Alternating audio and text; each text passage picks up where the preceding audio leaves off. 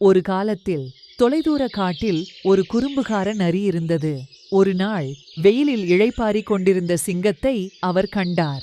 ஏ mister line, நீங்கள் மிகவும் அழகாகவும் நிதானமாகவும் தெரிகிறது. உங்கள் ரகசியம் என்ன?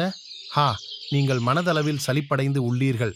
நான் காட்டுப்பகுதியில் வாழ விரும்புகிறேன். சில நேரங்களில் சாகச வாய்ப்புகளை எடுத்து என்ன நடக்கிறது என்று பார்க்க விரும்புகிறேன்.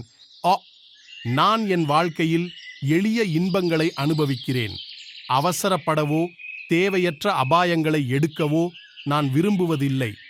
எல்லாம் நன்றாக இருக்கிறது மிஸ்டர் ஃபாக்ஸ். ஆனால் சில நேரங்களில் அந்த அபாயங்கள் ஆபத்தான விளைவுகளை ஏற்படுத்தலாம்.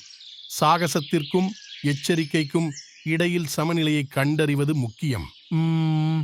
நீங்கள் என்ன சொல்கிறீர்கள் என்று எனக்கு தெரியும்.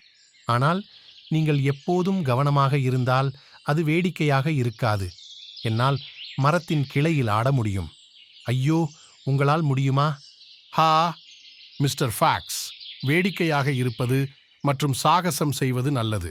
ஆனால் எதுவரை என்பதை அறிந்து பொறுப்புடன் இருப்பதும் முக்கியம். நீங்கள் கிளையிலிருந்து விழுந்து என் மீது விழுந்தால் என்ன செய்வது? நான் உன்னை உயிருடன் சாப்பிட்டிருக்க முடியும்.